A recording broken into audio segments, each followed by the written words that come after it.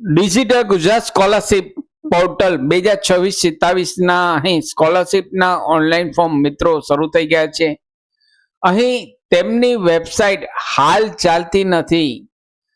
તો શું આપના પીસીમાં પ્રોબ્લેમ છે કે ઉપરથી પોર્ટલમાં પ્રોબ્લેમ છે તે કઈ રીતે ચેક કરવું તેની સંપૂર્ણ માહિતી આ વિડીયોમાં આપને બતાવવા જઈ રહ્યો છું. નમસ્કાર મિત્રો, શિવસાગર ગાઈડ ચેનલમાં આપ સૌનું ફરી હાર્દિક સ્વાગત કરું છું. ચેનલ પર નવા હો તો મિત્રો અમારી ચેનલને સબસ્ક્રાઇબ કરી લેશો. ડિજિટલ ગુજરાત સ્કોલરશિપના વિડીયો દર વર્ષે અમારી ચેનલ પર સમયાંતરે તેમની દરેક અપડેટ પબ્લિશ થતી હોય છે. Come to the point friends, અહીં આપ સ્ક્રીન પર જોશો ડિજિટલ ગુજરાતની વેબસાઇટ ઓપન છે. ગૂગલમાં આપ સર્ચ કરશો ડિજિટલ ગુજરાત સ્કોલરશિપ એટલે આ પ્રકારે વેબસાઇટ ઓપન થશે. નવું રજીસ્ટ્રેશન કરવું હોય તો ન્યૂ રજીસ્ટ્રેશનમાં ક્લિક કરવાનું રહેશે. ફર્સ્ટ યર આ વર્ષે પહેલી વખત જ આપ ફોર્મ ભરતા હોય તો ન્યૂ રજીસ્ટ્રેશન ઉપર ક્લિક કરવાનું રહેશે. અહીં ધોરણ 11 પછી એટલે કે ધોરણ 10 પછી 11માં ભણતા હોય ત્યારબાદ જ અહીં આ ઓનલાઈન ફોર્મ ભરી શકાશે. 1 થી 10 ધોરણ માટે આ સ્કોલરશિપ મળતી નથી. ડિજિટલ ગુજરાત ઉપર ધોરણ 11માં ભણતા હોય ત્યારે જ આપ આ વેબસાઇટ ઉપર એપ્લાય કરી શકો છો. અહીં તેમની લાસ્ટ ડેટ અહીં 30/9 એક્સટેન્ડ કરવામાં આવેલ છે. 6-7 થી ઓનલાઈન ફોર્મ શરૂ થઈ ગયા છે અને લાસ્ટ 30/9 છે. અહીં આપના મોબાઈલ નંબર અને પાસવર્ડ દ્વારા લોગિન કરવાનું રહેશે. અહીં ઘણા લોકોને લાસ્ટ યરનો જે પાસવર્ડ હોય તે લોગિન ન થતો હોય તો અહીં ફરગોટ પાસવર્ડ કરી નવો પાસવર્ડ જનરેટ કરી લોગિન કરી લેવાનું રહેશે. જેવું લોગિન કરશો એટલે અહીં આપની લાસ્ટ યરની એપ્લિકેશન બતાવશે. જે અગાઉ કરેલા છે રિન્યુ ઓપ્શન આવશે. તો અહીં રિન્યુ ઉપર ક્લિક કરીએ તો નવી ટેબ ઓપન થતી નથી. હાલ રિન્યુ ઓપ્શન ઉપર ક્લિક કરીએ તો નવી ટેબ ઓપન થતી નથી, એટલે કે આગળ વેબસાઇટ જ ચાલતી નથી. આવો પ્રોબ્લેમ કોને આવે છે તે મને કોમેન્ટ બોક્સમાં જરૂરથી જણાવશો. અહીં હાલ બધાને આ પ્રોબ્લેમ આવે છે.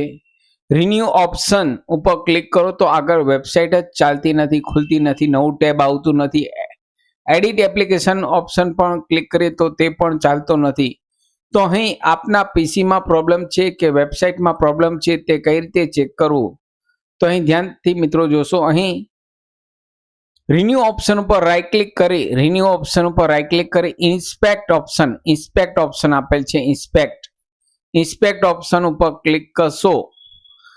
રાઈટ ક્લિક થી ઇન્સ્પેક્ટ ઓપ્શન ઉપર ક્લિક કરશો એટલે એક અહીં નવી ટેબ ઓપન થશે. તેમાં કન્સોલ ઓપ્શન આપેલ છે. કન્સોલ ઓપ્શન એલિમેન્ટ્સની બાજુમાં કન્સોલ ઓપ્શન ઉપર ક્લિક કરશો એટલે અહીં આપને જો વેબસાઇટનો પ્રોબ્લેમ હશે તો અહીં બતાવશે. અહીં આપ સ્ક્રીન પર જુઓ છો, fail to load resource, server responded, status of 503, service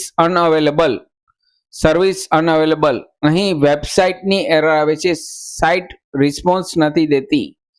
તો અહીં હાલ ઉપરથી સર્વરમાં આ પ્રોબ્લેમ છે એટલે ઘણા લોકોની અહીં વેબસાઇટ ઓપન થતી નથી. અહીં ઘણા લોકોની કોમેન્ટ્સ પણ હતી કે વેબસાઇટ ચાલતી નથી.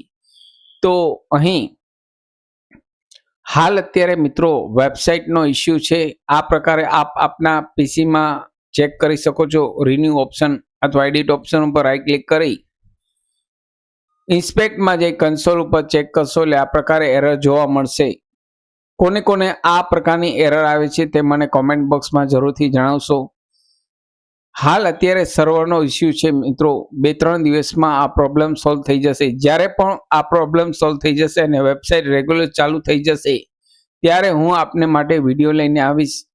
ચેનલ પર નવા હો તો મિત્રો અમારી ચેનલને સબસ્ક્રાઇબ કરી લેશો અને આ વિડીયોને લાઈક કરશો. અમારી channel Shivsagar guide Gujarati channel અને શિવસાગર સ્ટડી હિન્દી ચેનલ, જ્યાં શિવસાગર સ્ટડી હિન્દી ચેનલમાં કોમ્પ્યુટર એજ્યુકેશનના વિડીયો સાથે ઇન્કમટેક્સ રિટર્ન, પાસપોર્ટને રિલેટેડ વિડીયોઝ હિન્દીમાં પબ્લિશ કરવામાં આવે છે.